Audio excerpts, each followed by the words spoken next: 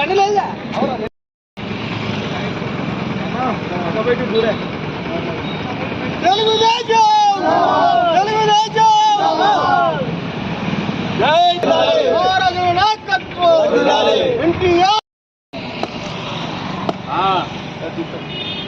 సామాన్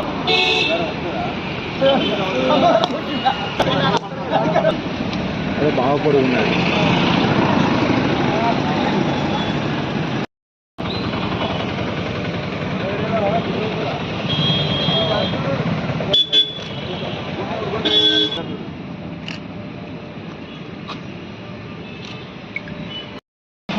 అన్నయ్య చూడండి, అన్నయ్య చూడండి, చూడండి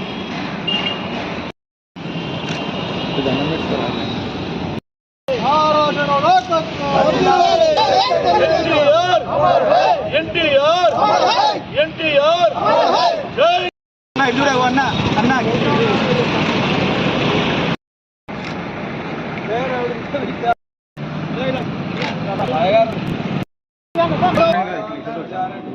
నవ్వురం ముచ్చట పెట్టాలంటే నిలబడింది అందరికి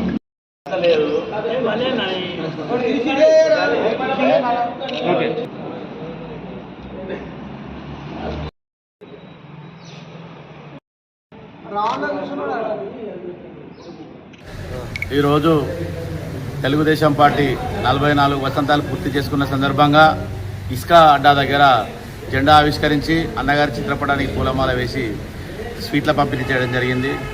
తెలుగుదేశం పార్టీ పుట్టడమే ఒక చరిత్ర. తెలంగాణ నడిబొడ్డున, హైదరాబాద్ నడి బొడ్డున హిమాయత్ నగర్లో పుట్టిన తెలుగుదేశం పార్టీ 44 వసంతాలు పూర్తి చేసుకుంది. తెలుగుదేశం పార్టీ ఒక క్రమశిక్షణ కలిగిన పార్టీ. బడుగు బలహీన వర్గాలకు రాజకీయ వేదిక కానీ ప్రజల తరఫున ఒక వేదిక ఉన్నది అంటే అది Telugu Desam party. Telugu Desam party SC, ST, minority, బీసీలకు రాజ్యాధికారంలో భాగస్వామ్యం చేసి ముందుకు తీసుకెళ్లిన పార్టీ తెలుగుదేశం పార్టీ. తెలుగువాడి ప్రతి గుండెలో ఉండే జెండా తెలుగుదేశం జెండా. ప్రజల గురించి సంక్షేమ పథకాలకు పునాది వేసింది అన్న నందమూరి తారక రామారావు గారు. అన్న నందమూరి తారక రామారావు గారు ముఖ్యమంత్రి అయిన తొలినాళ్లలో 35 రూపాయలకు వృద్ధాప్య పెన్షన్ ఇవ్వడం జరిగింది. అదేవిధంగా పేదవాడికి పట్టడి అన్నం పెట్టాలని 2 రూపాయలకి కిలో బియ్యం ఇవ్వడం జరిగింది.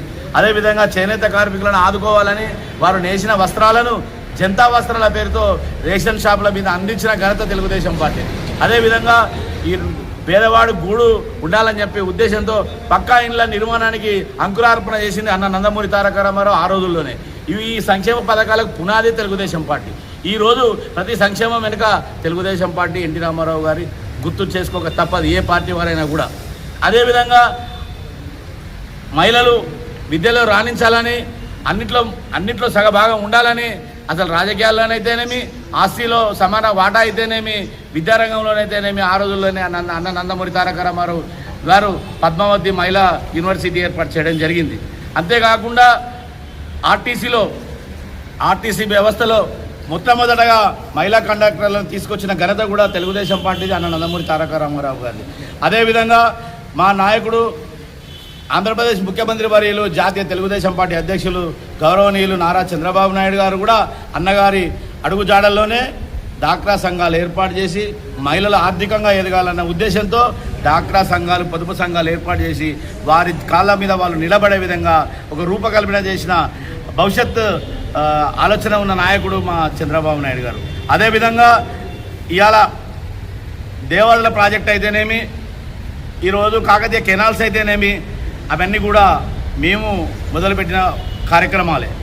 అదేవిధంగా కొన్ని చెప్పుకోవాలనుకుంటే కూడా తెలుగుదేశం పార్టీ పుట్టక మునుపు పటేల్ పట్వారీ వ్యవస్థ అనేది తెలంగాణలో బాగా ఉండేది. అన్న నందమూరి తారక రామారావు గారు ముఖ్యమంత్రి అయిన తర్వాత తెలంగాణకు నిజమైన స్వతంత్రాన్ని తీసుకొచ్చి పోలీస్ పటేల్ పట్వారీ వ్యవస్థను రద్దు చేయడం జరిగింది. ఆంధ్రాలో కూడా మున్సబ్ కర్ణాలు ఉండేది. అన్నగారు వచ్చిన తర్వాత మున్సబ్ కర్ణాలను కూడా తీసివేసి మండల వ్యవస్థ తీసుకొచ్చి ప్రజల వద్దకే పాలన తీసుకొచ్చిన పార్టీ తెలుగుదేశం పార్టీ అన్న నందమూరి తారక రామారావు గారు. మాకు ఒక చిరకాల కోరిక, అన్నగారిని ఏ విధంగా గౌరవించాలన్నా కూడా ఎవరు సరితూగారు. కానీ అన్న నందమూరి తారక రామారావు గారికి భారతరత్న ఇవ్వాల్సిందిగా మేము కూటమిలో ఉన్నాం. మా నాయకుడు చంద్రబాబు గారిని కోరేది ఒక్కటే, అయ్యా ఇప్పుడు మీరు కూటమిలో ఉన్నారు. తెలుగుదేశం పార్టీ ఇప్పుడు దేశ రాజకీయాల్లో వెన్నుముకలాగా ఉంది. కాబట్టి కేంద్రాన్ని ఒప్పించి అన్న నందమూరి తారక రామారావు గారికి భారతరత్న ఇప్పించే విధంగా మీరు చర్యలు చేపట్టాలని చెప్పేసి ఈ యొక్క ఆవిర్భావం దినోత్సవం సందర్భంగా చంద్రబాబు నాయుడు గారిని వేడుకుంటున్నాం. తెలంగాణ మీద కూడా మీరు ప్రత్యేకమైన దృష్టి పెట్టాలి సార్. కార్యకర్తలు ఎంతో కష్టపడి పనిచేసే తత్వం ఉన్న కార్యకర్తలు ఉన్నారు. నిస్వార్థంగా జేబులోంచి డబ్బులు పెట్టుకొని కార్యక్రమాలు చేసే కార్యకర్తలు ఉన్నారు. కాబట్టి దయచేసి మీరు ఈ యొక్క ఆవిర్భావం దినోత్సవం రోజున తెలంగాణపై దృష్టి పెడతామని మాకు ఒక హామీ ఇస్తే బాగుంటుందని మేము ఆశిస్తా ఉన్నాం. జై తెలుగుదేశం.